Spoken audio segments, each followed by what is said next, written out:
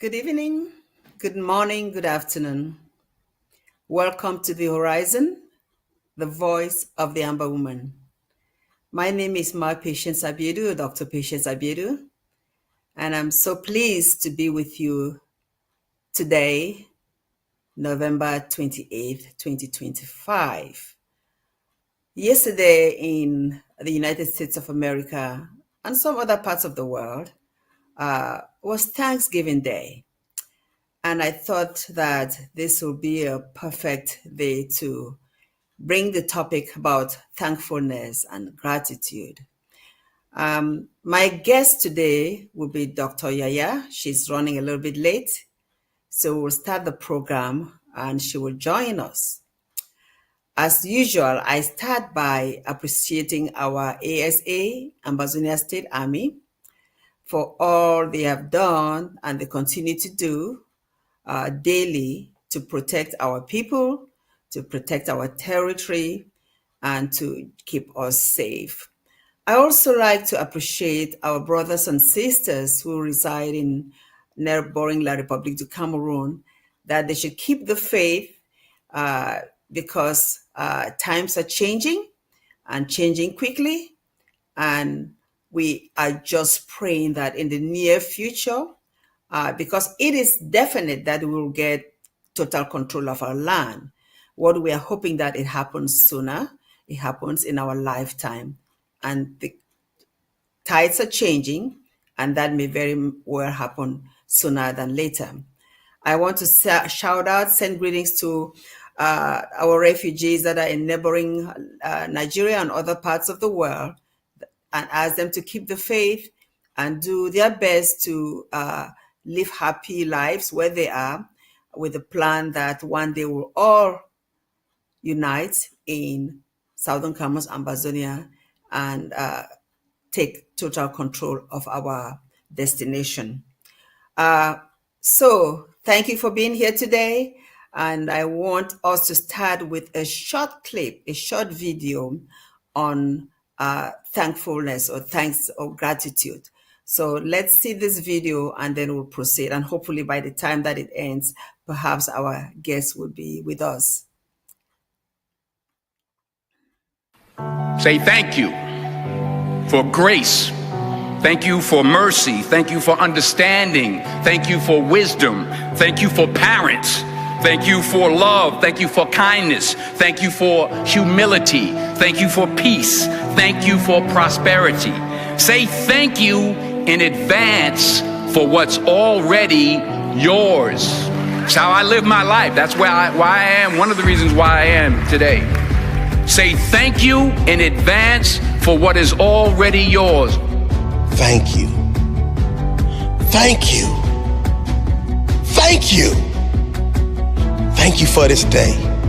Thank you for every moment that led to this day. Thank you for the hard times. They made me appreciate the good times. Thank you for the lessons. They were needed for my development. Thank you for my eyes that get to witness the miracles of today and tomorrow. Thank you for everything I take for granted. Thank you for all of my blessings. Thank you for my drive. Thank you for my spirit. Thank you for my strength. Thank you for giving me the courage to fight through the hard times. Thank you for the people in my life, those I love and those I learn from. Thank you for it all. Thank you.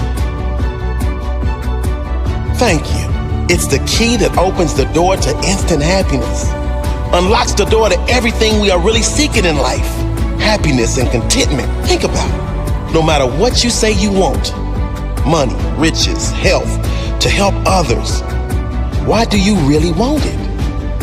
When you drill deep down, the only reason anyone wants anything is the feeling we believe we will get from having it. That all boils down to happiness and contentment. And the truth is, we can have it now if we are grateful. And if you get quiet, get away from the noise of the world, and think for a moment about what you could be grateful for, I'm sure you could find plenty. Be grateful there's food on the table, air in your lungs, life in your body, Get grateful that you have opportunity to take your life to a whole nother level, to decide right now that you are going to live your dreams and never settle until you do. Get grateful for the mental strength you've been given to survive the hard times. Get grateful for your limbs if you have them. Many are not so blessed. Your eyesight if you have it. Many are not so blessed. Your hearing if you have it. Many are not so blessed. The health you do have, many are in worse positions. Get grateful for that one person that has had an impact in your life, or many people if you are so blessed. Then get grateful you can choose to be that person for someone else. That one that makes a difference in someone else's life, no matter how small. Get grateful you get to experience this magical universe. Today, look for miracles. I guarantee if you are looking, you will see them. There are unlimited things to be grateful for. Open your eyes. Unlock your amazing life. It's ready for you right now. Thank you for this day, whatever it brings, whether a challenge I need to grow, a lineup to teach me patience, an unexpected blessing, every moment of joy, whatever today brings, thank you. Whatever it brings, I pray I have enough presence in each moment to know that no circumstance is my life. No high or low, no event, no thing is my life. Life is energy, and I know I'm so much more than my physical body. Thank you for my ability to love, to give to others my authentic love and kindness without expecting anything in return. Thank you for my strength. Thank you for my presence. Thank you for my ability to attract only the things and people that are in harmony with what I need in my life. Thank you. Thank you. Thank you for this day, whatever it brings.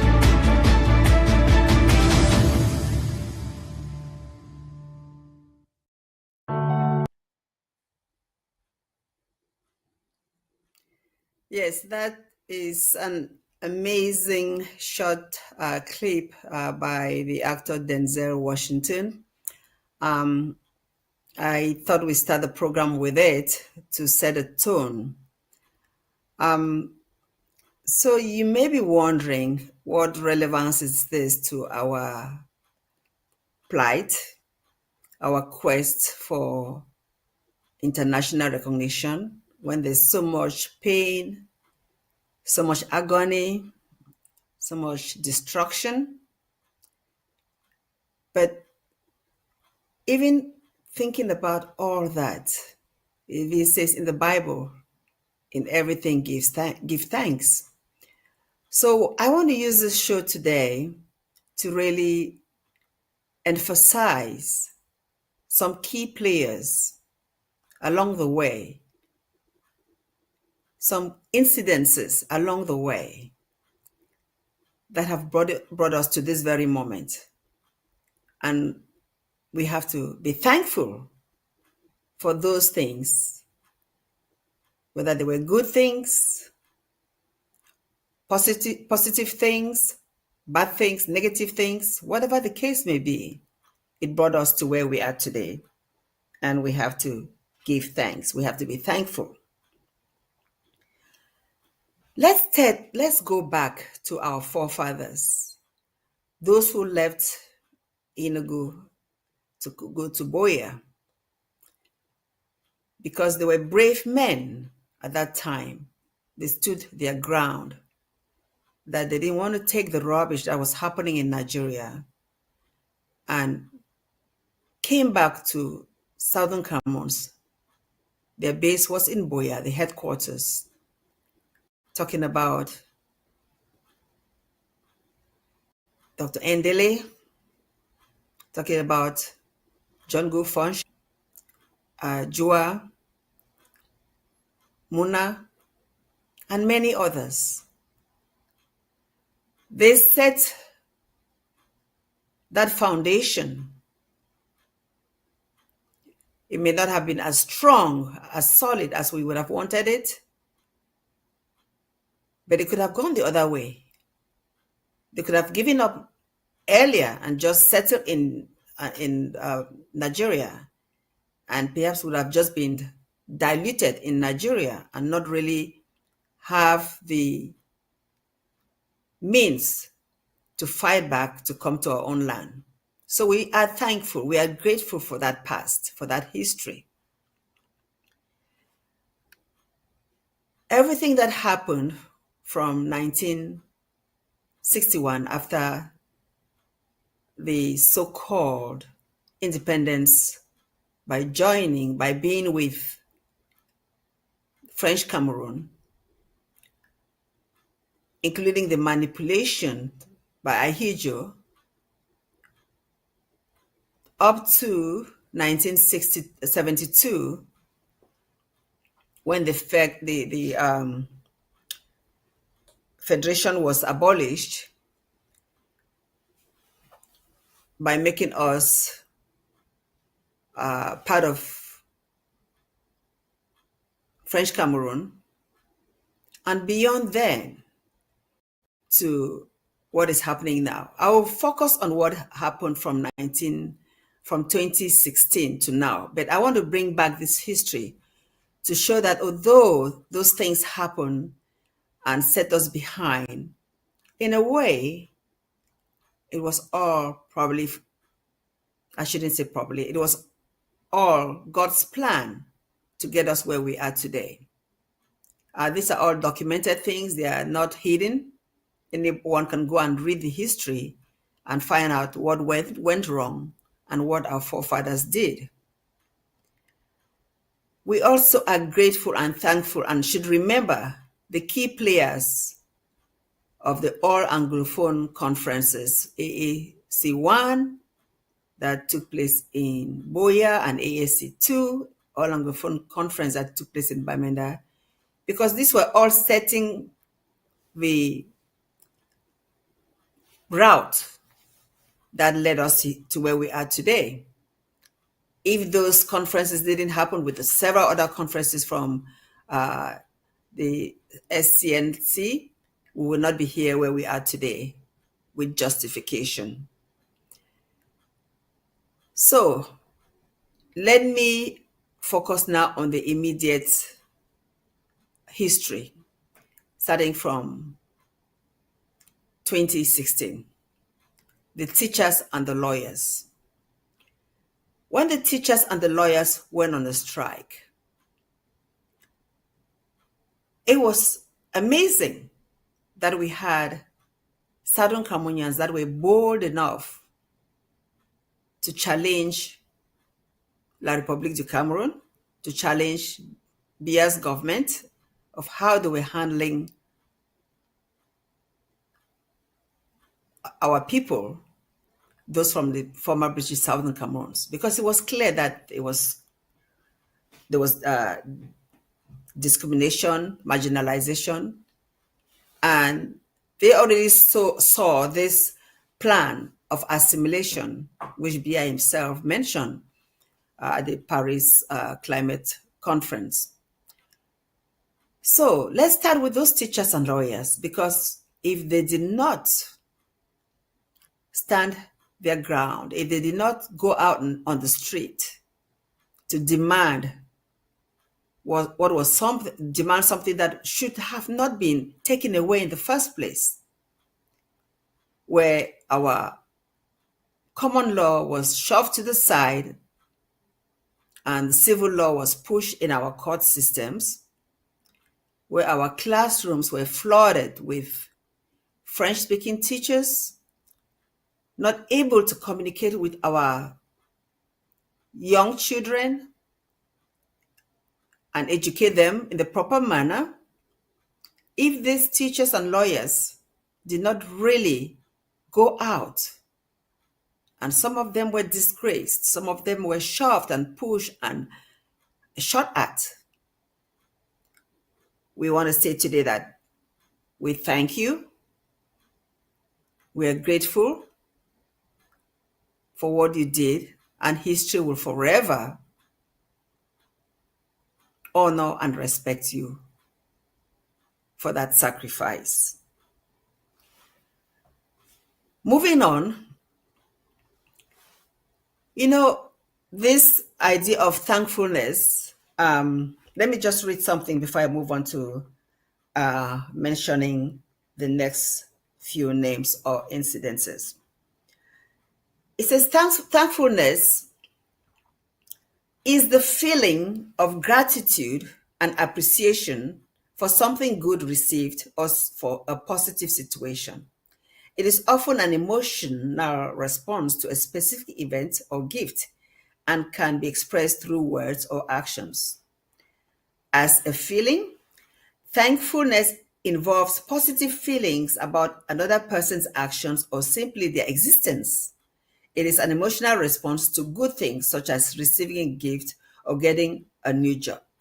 In this case, let me read on. As an expression, it is an act of showing appreciation, which can be through acknowledging a favor or expressing thanks, and how it is cultivated.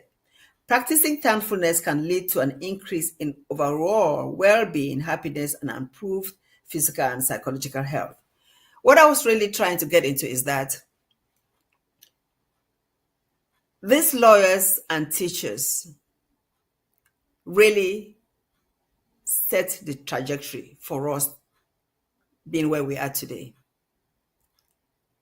Bad things may have happened to them during that period of time, but we take the positiveness from their action, because by their actions, we know that we are justified. Because the simple truth is that although AAC1 and AAC2 had occurred in the past, nothing really substantial became of those two conferences. Oh, for sure, they have set the tone that in the future, better things may happen. But until the teachers and lawyers went on a strike in 2016, and the fact that La République du Cameroon, the government, Biya, and all his cronies, they did not seize that opportunity to say, oh, let's just listen to these people. Let's give them what they want. For peace sake, they didn't consider that option. That tells you every single Southern Cameroonian, whether you're an Anglophone, you're a Southern Cameroonian, you're Ambazonian, that simple action should tell you that you are not important. Okay, perfect timing. Let me use this opportunity to invite, to welcome our guest, Dr. Yaya Fonye, to the show. Dr. Yaya, take a moment to greet everyone.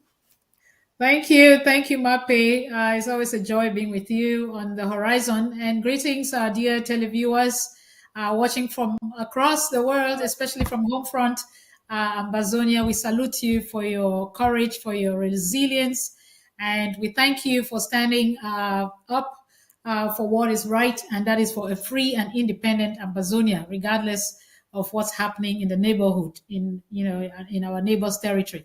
So good evening, and Mape, sorry I'm late, but yeah, it's always nice to be here. Thank you so much. Yeah, so we have this topic about thankfulness, and I think what we're trying to do is, again, I started by saying that yesterday was Thanksgiving Day, and people celebrated it in different ways, but we want to go back and bring this in our context, because a lot of Ambazonians live in the United States of America, and they see the value of this. It's not that we're trying to take this habit, this tradition to Southern Cameroons, but we want to tell them that we want to use this to be thankful for some of those whose journey have been so important in getting us where we are today. And I started by talking about our forefathers, but I want us to hold on to the most recent individuals, starting with the teachers and the lawyers who went on a strike. Because without that activity, that basically, in my mind, and I'm going to have you speak, the fact that when they went on the strike, in 2016, the administration didn't take heed to what they were saying, just prove that we are not important to them. I want you to talk about that briefly and tell us why we should be thankful for that. Exactly. I think we're all brought up, first of all, to be grateful for simple things, and particularly on the topic of our journey to freedom. We are thankful for this movement that kind of erupted or was the ignition of this phase of our liberation struggle, because it has been a long struggle. It didn't start in 2016, but we have different phases, different eras, and this wasn't planned. And as God will have things happen, it happened the way it happened, and we're thankful, to that initiative to stand up for the truth. And it is not something that we should only happen in 2016. It is, like we said, an entire process.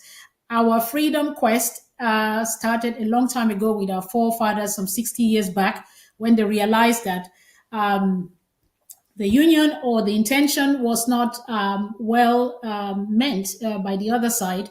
They realized that we were in the wrong place. And so that resistance had started a long time ago, but of course was quelled by the forces that be at the time. And over the years, we have had pockets of ignition that has been quietened. And we're thankful for this last and the final one, I believe, because we must get a free Ambazonia. We do not want to pass down this task, I would say, to the next generation. It is already tough, and a lot of sacrifice has already taken place, and we cannot repeat this. Today, thankfulness can be seen at individual levels, at family levels, at community levels, like it is being celebrated in the States. And why not? For us, Ambazonia, we should congratulate ourselves for having withstood the oppressor, a very brutal one, for 9 years, who has been using all the forces, against simple, innocent, empty hands, who stood up and simply use their basic human rights of going out to the street and saying, hey, I'm not happy with this. I am not happy with this. That's a basic human right. And so we're here today. We were given all sort of names: dogs, rats, cockroaches. They thought they were going to extinguish us in 2 weeks. And here we are. We are resisting, and we are winning because we have not been taken out of the equation. If anything, they are lost in confusion. They are drained economically and in every sense, emotionally. And we see what we see right now. Anyway, Mape, let me have a little break. Thank you so much. You put it so succinctly, and I like what you said. So moving on, I was just saying that just before you joined that if the administration had listened to the teachers and lawyers and just provided them the basic things that they ask for, then perhaps, not even perhaps, I'm sure we would not have done what we did in 2017, where we declared to restore our nation, because there would have been no justification at that time. Perhaps in another time in history, but not at that time. So moving on, just key elements. I really personally don't know the key players. I know that I know some of them, but I don't know that key player who was able to really get people from different parts of the world. I should say different parts of Southern Cameroons. Because have you ever wondered how people from Victoria, from the villages, I'm talking about September 22nd now, moving now to September 22nd. Or maybe I'm too fast. Before that, let's appreciate some names, some key people, including the first, he was the chairman of the governing council.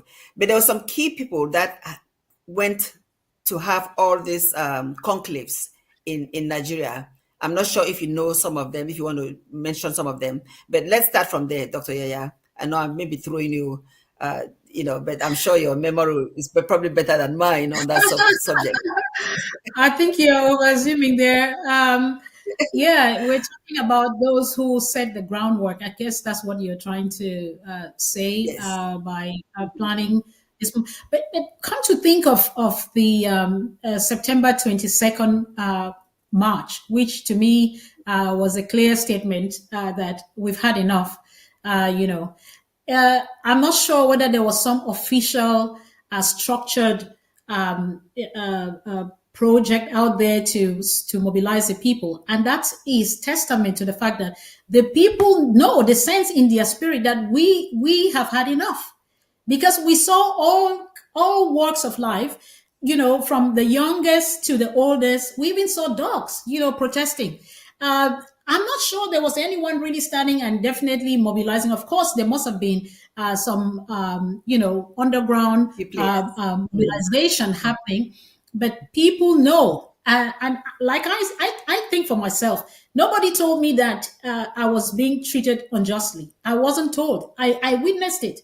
So I want to believe that every honest Southern Cameroonian or Ambazonian or anyone of that extraction would only just be putting a blind face to the reality.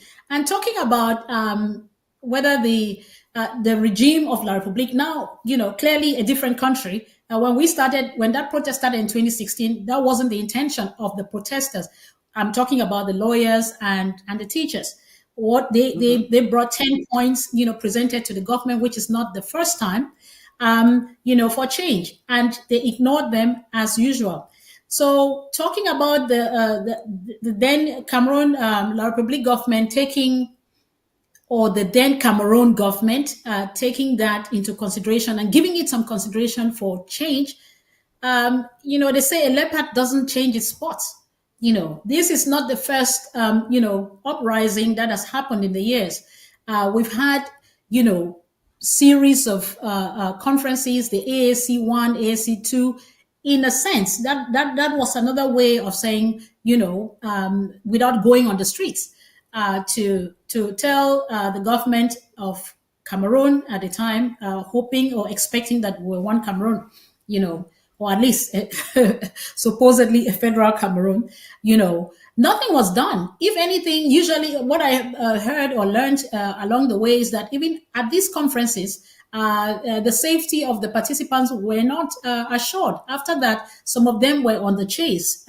So what makes me believe that? So a leopard doesn't change its spots. We know that the government of La Republic came into this fake union in Fumban with a clear intention that was not put, that with a hidden agenda. Let me not say clear. It wasn't clear to us. Otherwise, I guess we wouldn't have gotten into it. With that agenda of assimilating the people of the Southern Cameroon and, absorbing our identity and actually creating this cloud of something called Cameroonese that still kept their identity and actually swallowed ours. So I don't have any expectation from La République du Cameroun until something, maybe when Jesus comes again, that I would think that they can change. So I just think this is the progression of our history, and we need to have brave men and women to stand and complete this fight. It is comfortable to sit and have an easy life. I don't want to jump quickly to quote my idol who was buried today, who stated, it is not enough. It is not good enough to do nothing. Because some people just say, oh, I'm a good person. Of course, I'm kind. When people come to me, I give them this. But you can't just be normal. You have to do something extra to create an impact in this world. Otherwise, you're just existing. And I don't think that God created any of us to just exist. There was a mission he sent us to do. We need to find that out and actually make sure we live it. Because a lot of you get this feeling, of course, amongst your social network. People are happy and they're good people. We're not saying they're bad people, but they don't want to get out and do something extra. They're just happy being where they are. Anyway, Mape, Yeah. let me not deviate No, thank you too so much. much. So, well, while you were talking, I was just beating my brain to remember some key names because we don't want to forget some of these players Oh, like all right. Pata Sang, Correct. and people like Bo Herbert. My understanding that he and Bob Gard, some of them were really instrumental in getting the word around, because there should have been some key people out there to make people come out on that September 22nd, all over our territory.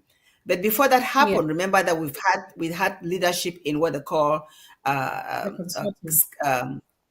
Skakuf, and then after Skakuf, you had the governing council. So you had leadership in this Skakuf and governing council, where the governing council they put as chairman Sesoko Ayuk Tabe. So we are thanking people. We thank Sesoko Ayuk Tabe for the part that he played in history, for accepting that role at that time, for giving us hope that yes, we are on the right trajectory. So some people come in, do what they have to do, they drop out either because of health or reasons or other reasons, they drop off. His case, history will judge him because we think that he finally went the wrong route. We are thanking everybody, but I really, in my gut feeling, believe that if Sesoko Ayutabe, after he was arrested, said that I don't have any power, I entrust everything to Samuel Ikome Sako, and just stay mute, it would have been a different ball game. Or It not would have even been a stay different mute. ball game. Oh, sorry for chipping in. Not even No, go staying ahead. mute. You can still, he could Yes. still be play and give an. Of course, he actually should play an advisory role at the background. Giving us this the temperature, the feeling of what is there on the ground, and being useful in that sense. It's unfortunate what happened, but this is life. We're here today, like you're saying, to give thanks. And there's a whole list of people, and anyone who has made any sacrifice at any point in time, whether they finally went wrong along the way, that's left for history to judge them. We should revere them. We should acknowledge them. I mean, while being objective, to state things the way they are, because it is not easy to sacrifice. I'll still say I have more sympathy for people like that than those who have just never, or who have totally ignored the struggle, and they're just living their comfortable lives. So we hail all of them, from those who started the protest to the consortium that built up out of that, and to its transition to Skakuf and all the different leaderships. Whether we call ourselves today that we are following this part or that part, if truly, honestly, your mind and your heart is still, for a free Ambazonia, we're still grateful. At some point, we'll have to meet.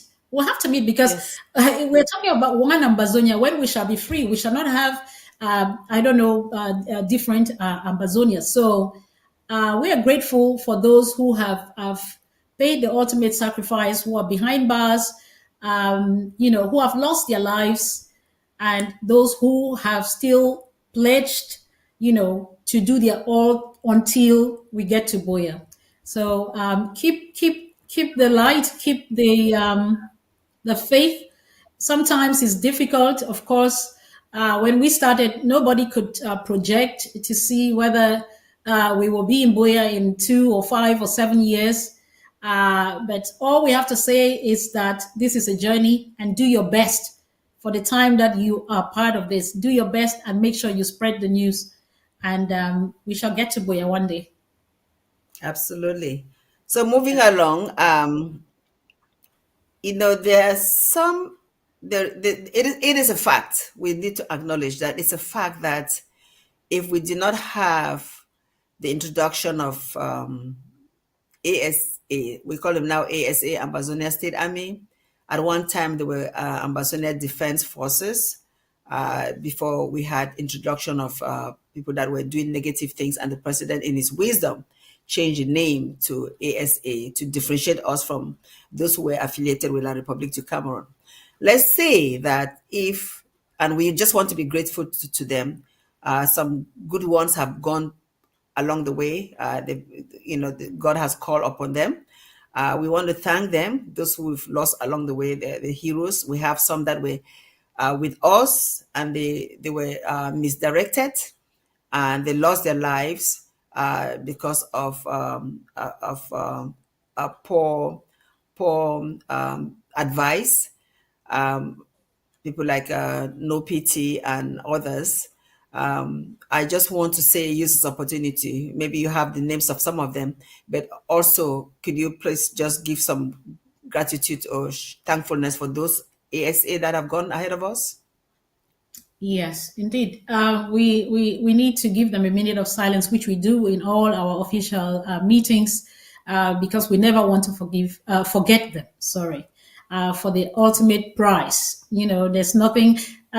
Some of us give time, and others give money, others give ideas. But to put your life, to give up your life, that is not an easy.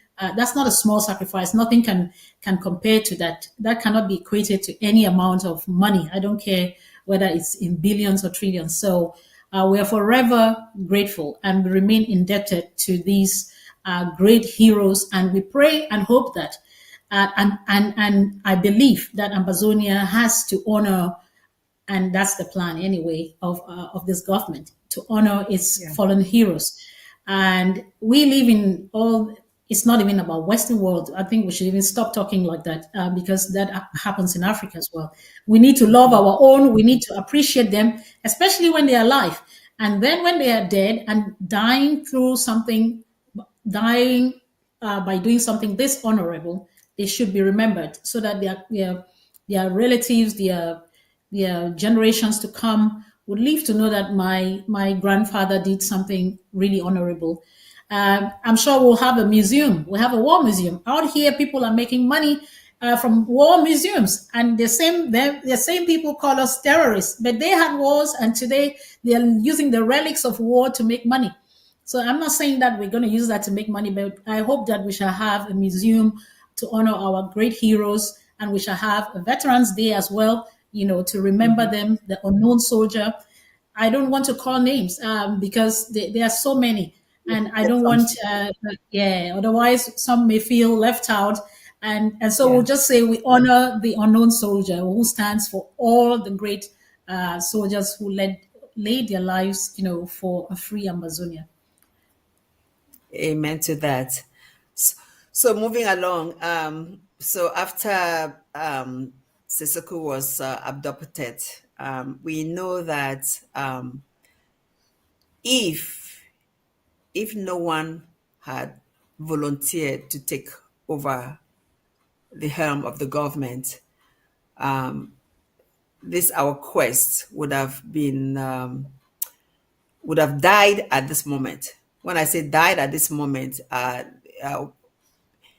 they would have succeeded in cutting the head of the snake. But we know that when Dr. Samuel Komisako was approached by a few people, he was known as Common Sense at that time, and also part of the government. He was living his simple life, and decided, after talking to his wife, to take upon this huge responsibility. Think about it. It's a huge responsibility because his life was changed forever. He had to do things that make sure that he stayed safe.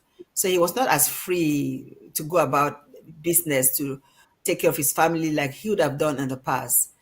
That is a huge sacrifice, and we should say thank you. Thank you, because as I said, no one else was willing to, because they knew how much sacrifice that entailed. Even me doing the little that I do on a daily basis, I am tired, I mean, it's like I wish somebody younger could take over and do things that Amazonians need. But we're just doing this because we know it's important. And when I think about that, I say, how can I give up when he is still there? How can I say, "No, I cannot do this anymore," when he's still there? Because know that we believe in the cause. Sometimes the will is there, but the energy is not there. That's the point that some of us are getting to. The will is there, but the energy is not there. May God So, strengthen you.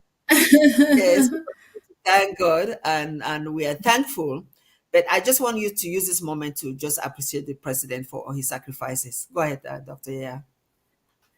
Oh, definitely. Where do we start? Really, he stepped in, in a place, in a time of doom, can I say, because we're all lost, and we were traumatized by the abduction of our president, then Sisiko Ayuktabe, and the 9 others we should not forget. I remember when that happened, I was with a few comrades. I mean, some people were really sick, and I can imagine that some people may have had heart attacks from that. It was traumatizing. So who would have been the next? The next person sitting, going on that seat, is going in knowing that I'm the next to be chased. But when Sisiko, when President Sisiko became was our president, there wasn't that, because in fact there was that euphoria. It was like it was gloomy. I mean, I remember his Meet the People tour, how excited everybody was, leaving the US, coming to Europe. Some of us were speeding at 180 just to go see him. So that was a different era. And we didn't, anticipate this happening. Of course, we appreciate him for accepting that help. It is still a huge sacrifice. But then President Sako came in, had to sit on a hot seat. It was already predestined that the next person is also going to be on the chase. So he's practically saying, I'm coming in to be a sacrificial lamb. Yeah. So that is a huge, huge sacrifice. It is huge because we didn't know. The plan of the enemy was decapitulate them and, end the struggle. But they didn't realize that the Amazonian struggle is a spirit. It's like a hydra. It has different arms. It moves this one, moves that Absolutely. one. So you can cut one, the other one's going to pop out. It's going to spring up. So we're not saying that we want to carelessly lose our people. But President Sako assumed the seat when it was really, really, really gloomy, And sometimes I wonder when people point fingers at him and say, "Oh, this person, he likes power, he likes this." When he came in, who was ready? Yes, there were. I think. Oh, let's not make. Maybe you clarify me on this. There was a process. There was a process in Process, yeah. in choosing or electing which he won. That's my understanding.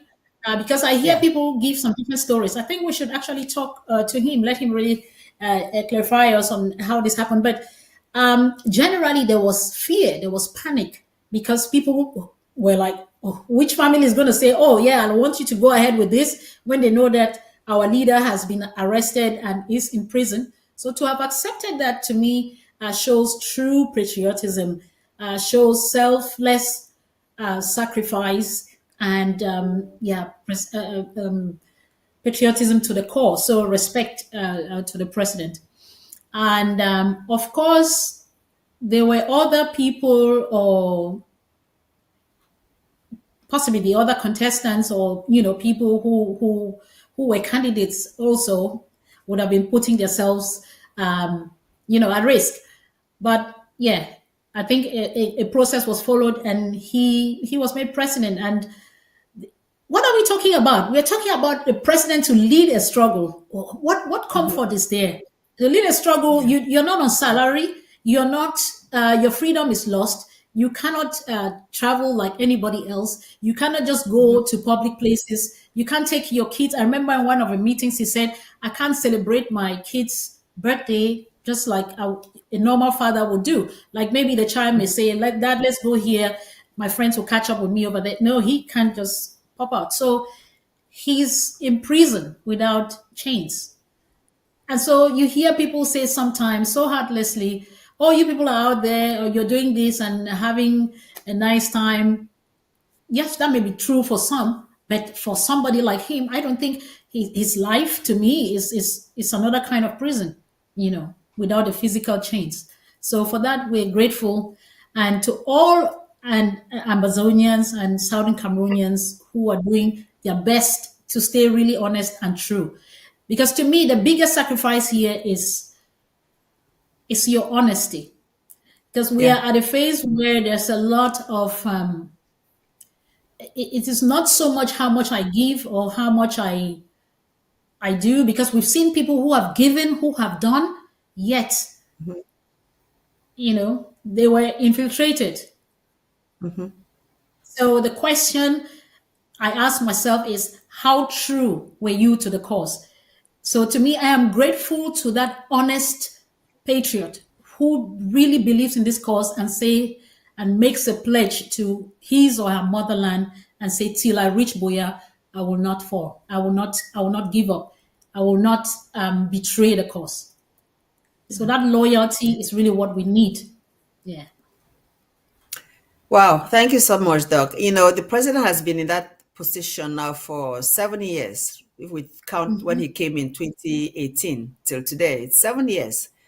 That is not a joke. That is not a joke. Never There are really many counted. people that, yeah, I mean, let's also think about those that are in the home front. Even people like um, Archbishop to me, who passed away, other key Oh, players that have spoken Cardinal positively. Tumi, Cardinal Tumi, you mean? Cardinal Tumi, pardon Yes. me, who passed Mm. away, who did his famous survey that made the world to understand that these people want their autonomy. They want to govern themselves. That was very important.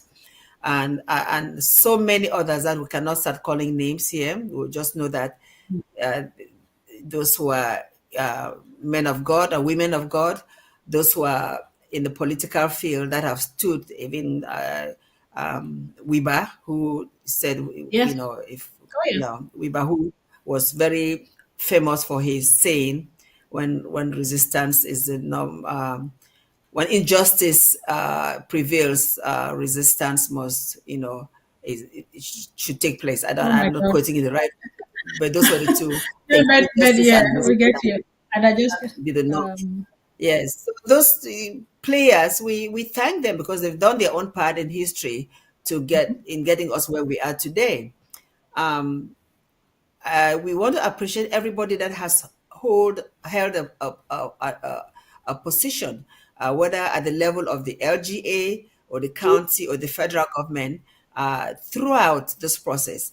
When you got into it, when you were enthusiastic about it and working in the system, and then whatever happened, you left, whether in good footing or because you betrayed the system. Whatever the case, we are thankful because yeah, things like that open our eyes to plan better for the future. You can only see the heart of man. God sees the heart of man and shows us, that's right. and we learn Mm. from that. We learn from that. So all of this, whether good or bad, we are grateful. We are thankful, and so for those who have stayed the course, the horizon, one of our theme phrases, stay in the course. For those who have stayed the course from the very beginning, when this president took over and are still with the president, we are thankful. For those who have joined the ship, join or the train, whatever you want to call it, because we are on a journey, and have replaced those who have left, we are thankful. We are grateful. This is a season of thankfulness. Every little thing that anyone does to push us towards Boya, we are thankful. I'm going to say a couple of names here, Dr. Yeah, and I like you to also talk to them. There are some people in this that are not as young. Sometimes when you get to a certain age, you want to just sit back and relax. But there are some people that are older adults and are still in the fight, like Barrister Beheza, Barrister Fru. I will name just those two that are, always on that ABC, day in, day out. That takes a lot of energy. What do you want to say about that, Doc? You're almost getting me emotional. Yeah. It's just amazing. Sometimes, like you say, we are humans and we have other challenges in life. Out of the struggle. So it is not easy to match that with work, with family, and with life challenges. So staying the course, starting something is always easy, but sustaining it, just like with businesses. People get excited. Oh, I've heard this one, I've heard that one, and you try, you start. It's about sustaining and maintaining steam till you get to where you want. That's the challenge, and that's where we are. And we want to really congratulate everybody, but let us give to Caesar what is Caesar's, like you clearly said. To have these senior comrades, senior citizens who take upon themselves every blessed week to, I don't even know how many times a week they come on ABC to educate and encourage and motivate the masses. That I lack words to actually express, or that can express the degree of gratitude that we owe them. They could be, like you're saying, they have grown up kids or grandkids. They could just be sitting and just enjoying sipping some good wine somewhere and saying, I've done my part.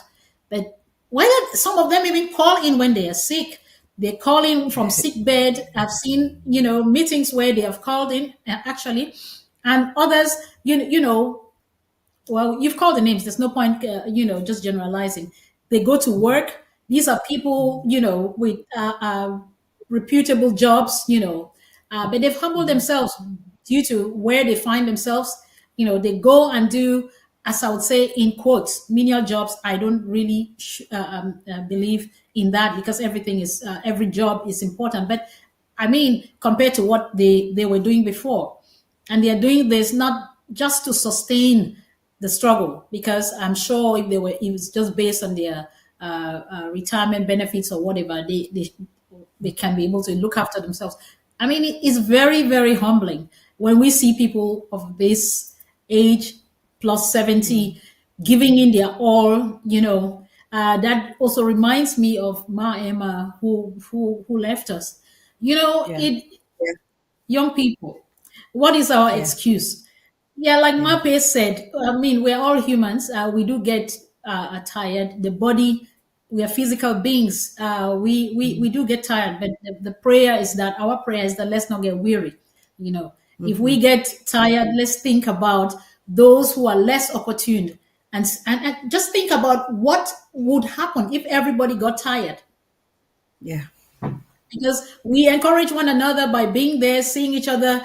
Sometimes I really feel that way, and I see somebody pushing it. I see Mape, I see so many of our sisters doing it, and I'm like, no, no, you can't fail. There is a collective responsibility that we have towards one another. I hear people say this a lot. Oh yeah, but it's voluntary. Please, if you have any sense of integrity, when you take up anything, you're making a commitment. You're making a Yeah. commitment. You don't have to be perfect. You don't have to be perfect. None of us is. But don't just sit and relax, and I mean, with the mindset that anyway it is voluntary. Voluntary means you are committing to voluntary work. So if you know Yeah. that you cannot volunteer anymore, then you have to nicely, or just present that and make people know that you're no longer there. It is not a crime. We do get tired, and that's acceptable. So, ooh, to the barristers, I just honor them, and we need to acknowledge ours. Mape, thank you for this. I didn't know this was a twist of the Thanksgiving, because I was thinking it was going to be about your flying birds, or in the states. There you No. do. Okay. This is really awesome, because one thing that struck me, we have a culture of celebrating the dead. We should have that culture of celebrating people while they're alive. And this is just really what you're doing. Thanking our barristers, thanking our president, thanking all those who are staying the cause, and burning the candles to make sure that Buya is a reality. So Yes. kudos to the young people who are comfortable. Please look at our elders and ask yourselves, what do these people need in life? They've made it. It's Yeah. career wise, financially. They're not doing anything for any benefits. So you cannot think or believe that such men of honor or integrity would be following the wrong course. So they know the source of the problem. better than us. And thank God they've educated and are still educating a lot of us who never had the chance to really be taught this in school. And let us take advantage of this and also be encouraged by them, to do even better, because they are there hoping to see that boy. I will pray God that they see it. But if, God forbid, they don't, I think they would be at peace knowing that I left behind some powerful, strong hands to take over, and that's life. That you're living, the younger generation should take over what the older generation did and even do it better. So please, to everyone who is sitting out there and lazing and just thinking, oh, I have a good life, that their thing, think of these two great men as senior citizens.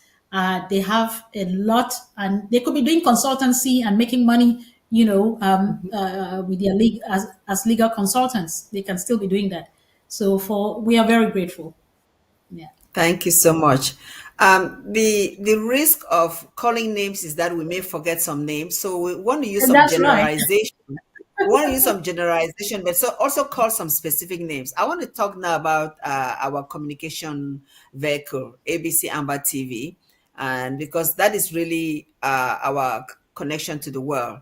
So we want to just thank the people behind ABC Amba. One giant levels, you already mentioned my Emma Endele. Want to thank Paddy King. Want to thank all those that are the staff, the newscasters. We know of Star and Onye. Onye. yeah, Onye Onye. and the young Onye and the young lady that just started. See, that's why I don't want to mention names. Tabitha. And the people behind Tabitha. the scenes, Tabitha, and the people behind the scenes that are working, the producers, because without them, our connection to the world will not exist, and that will just be a blow to our quest. This ABC Amba TV has been the source of us having, news, having international news with people coming to listen to the press conferences and all the like, and also appreciating people like communications commissioner, secretary commissioner, Dr. Mungwa, for all his messages that have been coming out recently, old and new, and Dr. Lubati for just educating us on history, and of course, I have to remember his name, but I'll bring it up later on. But we want to remember all of them because I don't want to be, and of course all the young activists, all when I say young, I mean the new activists. We had activists in the past that were fantastic. They were doing a great job, but we know people leave for different reasons. People leave because they can no longer handle it. People leave because they were deceived and they went to the wrong camp, and people leave and we don't know why they left us. And the new ones that have joined us, like Mama Ambazonia, Mama G, and for O'Malley has been around for a while, because all of this is keeping us going. We should not take all this for granted. I was thinking about Pastor Commando. That's the person that I almost forgot. We should not take all of this for granted. We should not take all of this for granted, because sometimes you see somebody over and over and over again, you just take them for granted. But believe me, when they leave, then you see that vacuum and you regret. So this is a time for appreciating. Go ahead, Dr. Yaya. I'm sure you have something to say about this. Mape, you want to put me inside trap because who I will call leave who, but yeah, you're No, you right. don't have to call names. Yeah, just appreciating the names that I've already mentioned. Yeah. Yeah, I just want to say this, that for such a movement to succeed, it takes so many hands coming together, and some are seen and some are not seen. So, but we must appreciate some people, of course, because they stand at the helm. Even you, Mape, I have to thank you. I really have to thank you for your dedication, your steadfastness. Sometimes I try to even tell you, oh, you don't have to do this every week. You can do it twice a week. You're rushing to work. You're still making sure that this program stays. So there are lots of people who are doing great things, and it must not, when I say great things, I mean committed to the little thing that they are meant to do. And some are on the spotlight, some are not on the spotlight. So we appreciate all of you. And we cannot, unfortunately, name everybody.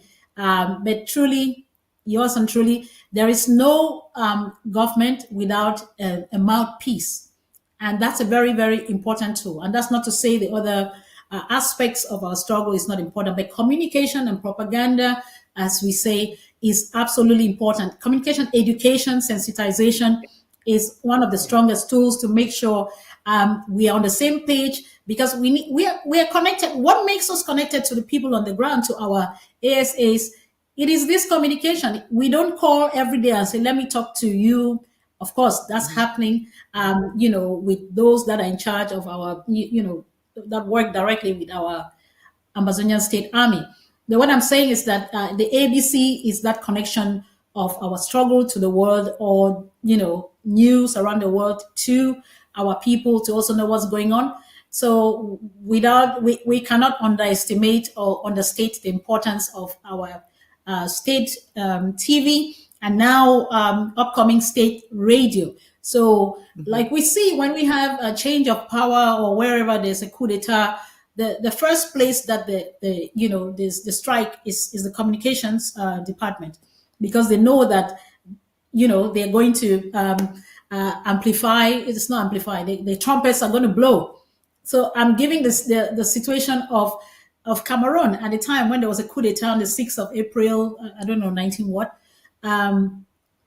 The first place that the military goes to keeps on the siege is the communications, because they don't want, because the announcements and all of that is going to go out. So we thank the machinery behind this. We thank Director Paddy and his team and all those who are working hard to make sure that the programs hold.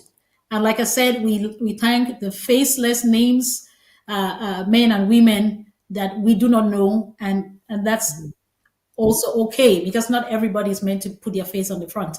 So I hope with that I've covered. No, we've covered it. We've covered it very well. And so this Oh the no, there's president. one group that I want to also address. I think the activists, Good. correct?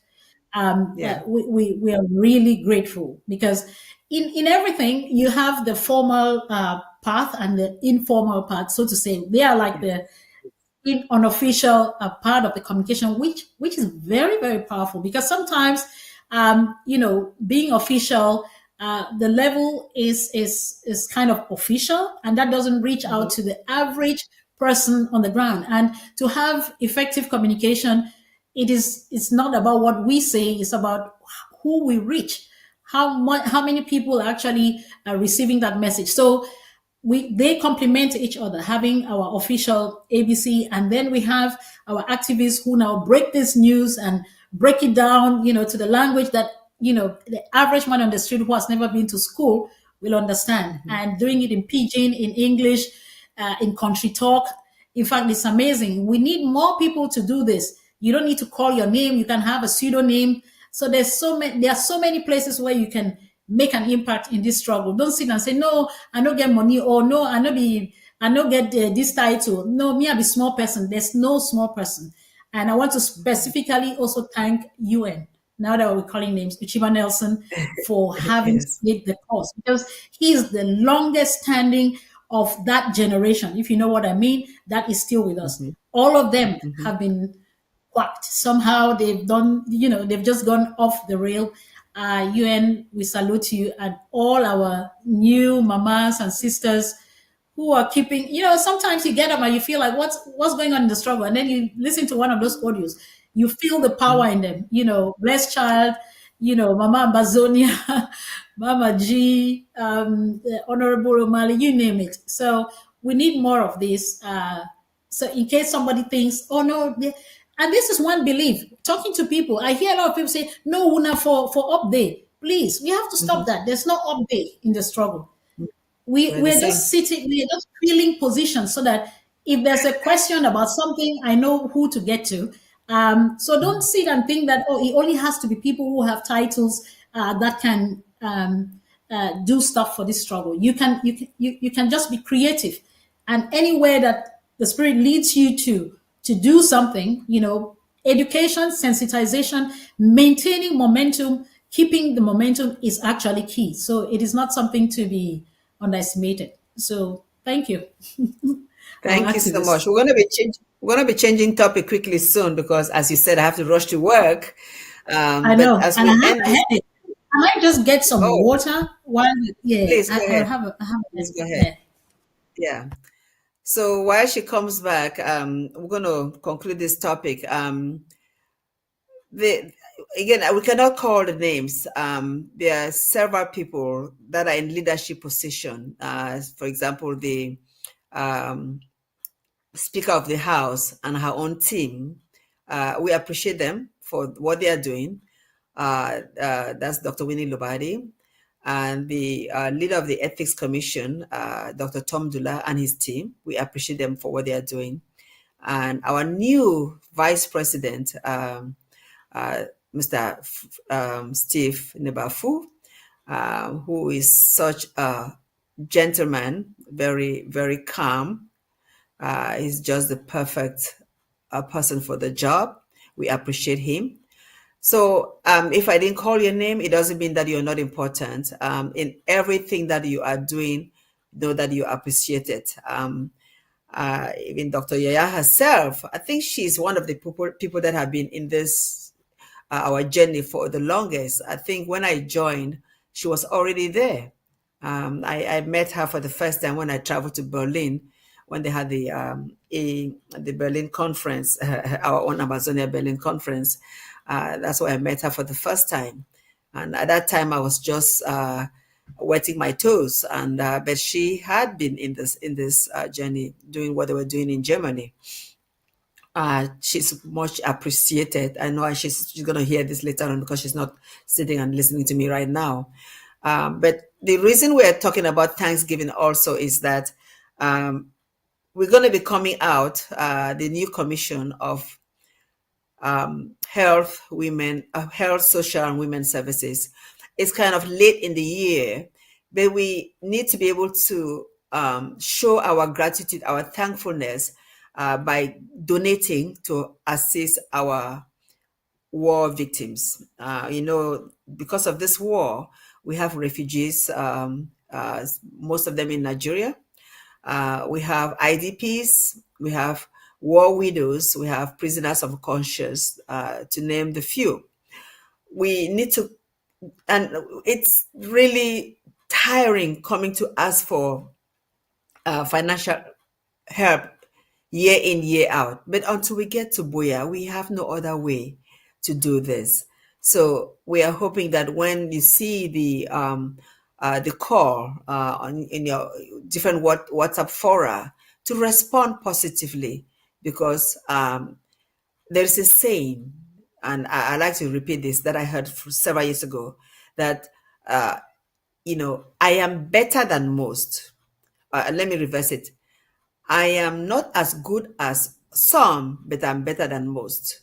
So if you think about your life, you may not be as good as somebody else, but you are better than most people. You have to believe that you are better than most, and you should be thankful for that. And to do that, show your gratitude is to give to others.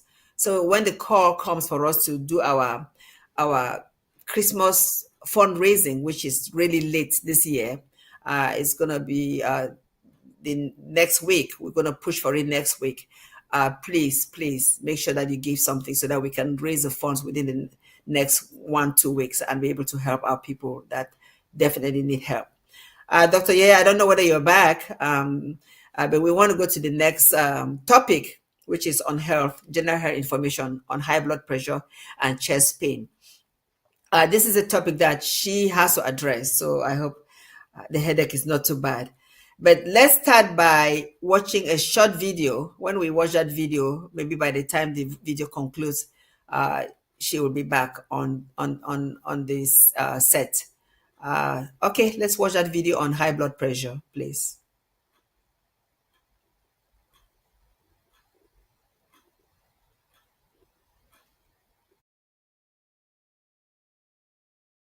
Blood pressure is the force the circulating blood exerts on the walls of blood vessels.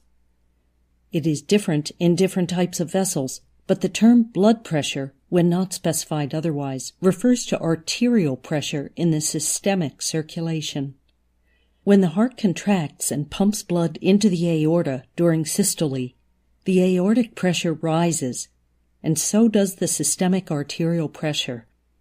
The maximum pressure following an ejection is called the systolic pressure. In between heartbeats, when the ventricles refill, blood pressure falls to its lowest value called the diastolic pressure. These are the two numbers on a blood pressure reading. Blood pressure normally shows a daily pattern and is usually lower at night. During daytime, it fluctuates with physical activities and emotional states. Hypertension refers to a persistent high blood pressure.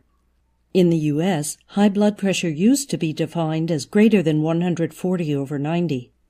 But recent guidelines have changed these values to 130/80 to better prevent and treat the condition.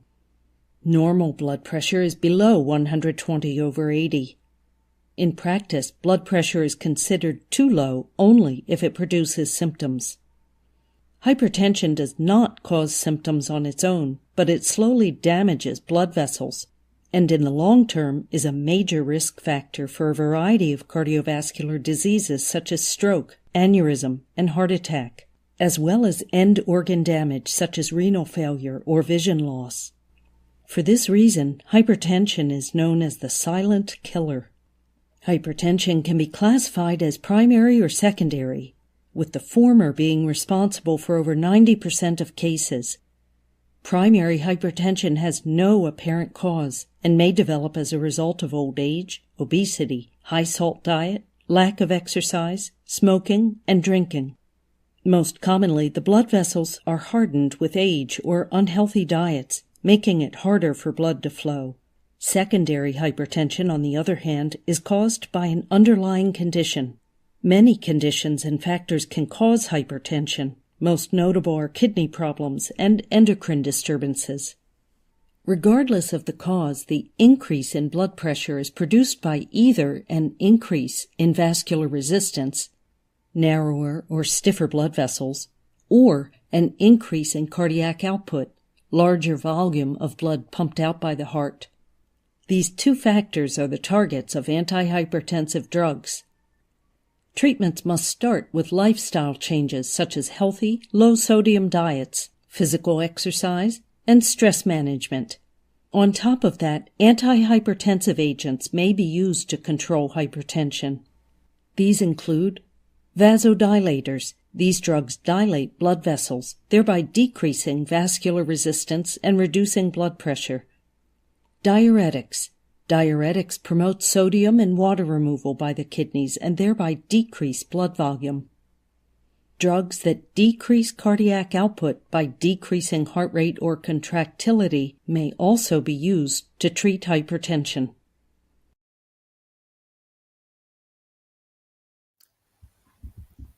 Yeah, that's a great short video. So I hope you're feeling better, Doc. Yes, thank you, Mape. Just need some some fluids and rest. Yes, you need sleep. That's what is killing you, disturbing you. Your Exactly. headache is from sleep deprivation. All right, so this is your time to talk on this issue. We just saw a video, and then you have a few things to say before we close the show. Go ahead. Right. I think high blood pressure is not a strange name. A lot of people know it and they have it and they just call it the way they do. So we're not going to talk much about really. That video was really great. Actually, I just felt like it said all that I planned to say. The awareness here is to have people not banalize it, because when you ask someone how you know about their health, they say, "Oh, I just have blood pressure. I only have blood pressure." That tells you that the public is not quite educated on what blood pressure is and or what the dangers are. It doesn't cause pain, as you see, so people don't take it seriously.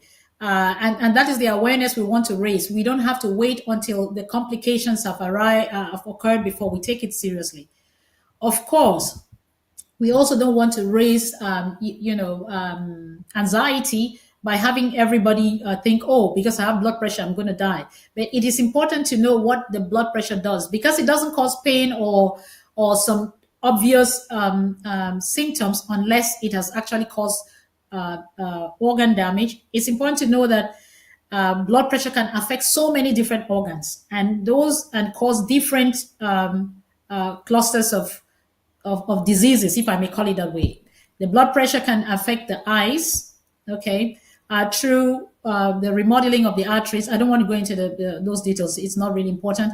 But just know that when you say, I only have blood pressure, it's not actually the right thing to say, because you're not being conscious of the fact that blood pressure can affect different organs. And we will name them one after the other. And you realize that that could mean that 6 organs could be affected. We don't hope that the progression of that gets to the point where you have the end organ damage, and that's the reason for emphasis on this. It can affect the eyes, the heart itself, because the heart has to grow big to actually say pump blood against calcified arteries or arteries that have been hardened, or there's that resistance in the periphery. So that can cause your heart to be big in trying to overcome that pressure, and also it can cause kidney damage. It can cause just problems with the blood vessels, within the blood vessels and blood supply. It can cause fibrosis or inflammation, and then kind of scarring of the blood vessels, which ends up making it hard or not as elastic as it's supposed to be to pump blood easily. And of course, it can cause damage to your brain through people can have bleeds, massive bleeds, or they can have actually micro bleeds or micro infarcts or strokes, if I may put it that way, which in the long run, decreases your cognitive function and can also create or predispose you to dementia. There are different types of dementia, and there's also dementia that is as a result of vascular diseases like high blood pressure that has led to micro strokes and all of that. So just to be aware, not just to banalize and say, I just have blood pressure. Blood pressure can actually affect almost every organ of your system. Now, we can check these things easily. I think the message here we want to say is people should take responsibility of their health. There's a lot of modernization in healthcare nowadays. You have so many apps, you have so much information, of course, sometimes misinformation as well. But you have, for the blood pressure, you can get a device for yourself. Mappy, how much time do we have? Maybe another five minutes, then we'll run up. I just want to say you don't have to, because you have people who surprisingly they appear in the hospital for the first time with blood pressure over 200. Please take upon yourself, like you buy shoes and clothes and you buy a good car, just get a blood pressure measuring machine. Get a good one from the pharmacy and learn to measure your own blood pressure. So you do the screening yourself. And I just want to tell us how to measure blood pressure correctly, because a lot of times we have also patients who become anxious. They do it the wrong way and then get the wrong readings, and that creates a spiral of anxiety, which we don't need. So to actually measure your blood pressure, you need to be seated. You need to be at peace. At peace, I like that. You need to be seated without any activity for 5 minutes. How practical is that? It's very difficult. Exactly. Because even when you go to see your doctor, the doctors don't even have maybe they have 10 minutes max, so they wouldn't tell you sit for 5 minutes. So what we are saying is you may be measuring a little bit high readings because you haven't really taken that time. Your system needs to calm. So 5 minutes seated, and your hand has to be at the level of your heart, thereabouts, so not your hand down or up, but at the level of your heart, thereabouts. So like sitting and putting your hand on the chair. And you use the device that you would normally do, meaning don't use one measurement. Don't use a device today and tomorrow you use your sister's own or your auntie's own, because they may have some slight, variations, just like the scale. And make sure you have the right cuff. The how do you call this? The thing that you wrap around your hand. Yeah. For obese people, for people who are big, you need to get a bigger size. Otherwise, you have a false reading. And for someone who is very tiny, you need to get, just check, with the your pharmacist. They'll be able to tell you. And record that. Do those measurements and record them. Just get a little book, and you have to do it at the same time of the day. Let's say you can just be active. Are we frozen? We're frozen for a minute, but we're back. Okay. So Yes. when you sit for 5 minutes, you put your hand at the level of your heart, you take the measurements. You have to do 3 measurements at a space of what did they actually say? I think 1 to 2 minutes apart. And then you take the last 2 measurements and average that. So that's the reading you should get. How many of us do that? We just come back, you're talking about something, and your adrenaline and all of that is up, which raises your blood pressure. You take one and then you get, oh, my blood pressure is high. So take 5 minutes, sit down, have a sip of water, maybe. No, you're supposed to just be seated for 5 minutes. Yeah. And then have your hand at the level of your heart. Take the first reading. After 2 minutes, take the second reading. After 2 minutes, take the third reading. And then you average the last 2 readings, and that's your blood pressure for the day. Do the same at the same time of the day, preferably when you just wake up, where you're not up and active, which will falsely raise your blood pressure. Do that for 3 days consecutively, and the reading that you have is probably the closest to being the reality. And so we can take a lot of things into our hands. And if you notice that, okay, I think they gave the readings, the definitions of high blood pressure, or when it becomes pathologic, changes from time to time. We have a non-elevated blood pressure is defined as blood pressure less than 120 to 70 millimeters mercury. That 120 is that first value, as you saw it in the picture, when the heart actually contracts, the highest pressure that it gets before blood gets pumped out of your body, out of the heart to supply the other organs. And when the heart relaxes, so that it gets filled with blood, the lowest. So that's the first and the second. So that's a normal or non-elevated blood pressure. So anything above 120 to 70 is elevated blood pressure.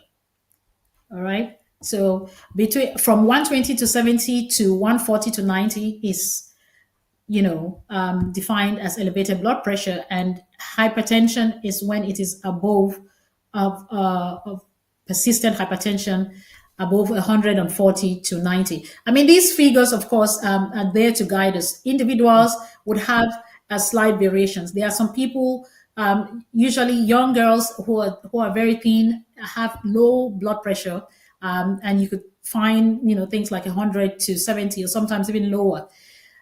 It becomes a problem when you have symptoms like feeling dizzy and all of that. What I'm trying to say is there will be interpersonal variations. So when you measure this and you see that you're out of this range, it is important to take measures. And like everything in medicine, we always advise people to start with lifestyle changes, and that is healthy nutrition, physical exercise. It has lots of advantages on so many things, or different health aspects. Good sleep, good rest, stress management, and then dropping the bad habits like smoking is poison that you put in your body, and also some kinds of excessive alcohol and excessive eating as well. So just on those general terms. So it's important, if you don't have time to go to your doctor, you can at least start with those basics and have a little book and record that, and make an appointment to see your doctor. And before you get to see your doctor, make sure you just take these readings for the past 3 days or maybe a week, and that's going to be very helpful. And trying, first of all, those lifestyle changes, which should be part of our lives. And if having done that, you're still not getting your blood pressure under control, then medications will be the next step. So I think that was just generally the main thing I Okay. wanted to emphasize on. Since we're running out of time, I'm going to just ask a question so that you can just talk on this. And then next time we can talk further about this because we mentioned chest pain. I understand that some Yes. of when symptoms appear, you can have symptoms that have to do with headaches, vision Yeah. changes, shortness of breath, chest pain, trouble speaking, numbness, or weakness. Just focus on the chest pain part for now as we end the program. Yeah. So quickly, symptoms, when patients come to hospital, they come with a symptom. Chest pain, it can be anything as simple as just a muscle ache to something as serious as a heart attack. So when is it an alarm chest pain? When is it a red flag that you must seek medical attention? So usually pains that in German definition is like something that you feel is going to kill you. So it's really serious pain, severe pain that feels like an elephant or something heavy is sitting on your chest, which usually would radiate to your neck or your jaw or your arm. That's an alarm sign that it is probably a heart attack. So again, it must not follow it must not be as typical as it is described with different people, especially with women of middle age. They may feel some very non-specific symptoms, like they feel a lot of people describe it as indigestion. They feel some kind of heartburn or just shortness of breath and sweatiness and lack of energy, things that you could just wake up and do, you're not able to do. Those are signs to seek help. I'm just probably that's a bit vague the way I'm putting it. If you have severe chest pain, particularly to men, that is associated with shortness of breath, profuse sweating, and you feel like something heavy is really sitting on your chest, going up your neck, your arm, with tingling or not, please seek help. It's better to be over checked than to stay and say sorry later, because in this busy world we're always trying to push things to say by saying, okay, I thought I'll sleep and it'll go. You see a lot of men come to hospital, some are saved, most often because their wives will push them to come to hospital, and they're lucky to have been saved. But in 40 most of the time, 40% of the times, a heart attack already presents with sudden death. So we want to alert ourselves of the warning signs, and maybe in the subsequent programs we'll be talking about also different symptoms. Let's be mindful that it must not come in that way. Particularly, let me mention diabetics, because with diabetes, which is another silent killer because it doesn't hurt until it causes problems, or when you have the extremes of very high or very low, there's damage to your nerves. So that sensation of pain is not felt. So a lot of diabetics have silent heart attacks because they already have the nerve damage, which is polyneuropathy as a result of diabetes. So anytime your body tells you something is wrong, you're better off seeking medical attention, and you better be given a name than be sorry. So I'm just saying, let's not be drowned in this busy world, and I'm talking to myself as well. Because we always say, I have to go to work. That work is not more important than your health, because if you're not there tomorrow, trust me, the work is going to go on stress-free. They'll get someone to replace you. We don't want that to happen. We want to get to a healthy and want to get to Boya healthy. So let's all be conscious and take our health seriously. Okay, my dear, thank you so much. I'm going to ask you to just give your closing remarks for both topics that we just said quickly, and then we'll end the program. I look forward to coming next time to continue the health issues, Yeah, because more energetic. we're going to always have the health corner to talk about important things that affect all of us. That's right. So starting with gratefulness, I think that's the very essence of life. We have to be grateful for being alive, those of us who are alive at this time, it's not a given. There are people I spoke to 2 weeks ago, and they're not there today. And there's someone you or someone else might have spoken to yesterday, they're not there today. When we say this, it usually feels like a poetry that we're sounding. It sounds like far. No, it can be me tomorrow. This might just be the last day too. So, to hear my voice, we don't know. We don't pray for that. But let's be grateful for being alive. And because we are grateful, we should be intentional about the time that is granted to us. Let us not just live averagely. Let's not just live and just be there, just be present. Live with an intention. What do I want to leave behind when I'm no longer here? Because nobody knows when. So we're grateful, and we're grateful to all those who have put their lives, on the line to make sure that we see Boya. Those who have lost their lives, we're grateful to them. Our leaders, all those who have accepted positions of responsibility, and above all those of you who are committed, who are loyal to this cause unfailingly till we reach Boya. We say thank you. And now to the health topic. I think we've just said it. Take your health seriously. If you get any signs, make sure you get checked. We are growing older. So just like you think your car needs to be fixed, the body also needs that. It needs maintenance. It needs these yearly repairs, these MOTs that we do for our cars, and we spend lots of money. But you cannot buy a blood pressure machine that costs maybe just $20. So invest in your health. Like Mape says, health is wealth. Thank you. Thank you so much, Dr. Yaya. Always a pleasure. I want to appreciate everyone who is watching the program today. We've come to the conclusion, and I just want to wish you guys a good weekend, and to continue to be grateful for everything that is happening in your life, whether it's small or big. And I like what Dr. Yaya said, that you should be intentional. You should be intentional in making a difference. So when you're grateful and you appreciate what God has done for you, what next? Do something for someone else. Let it move forward.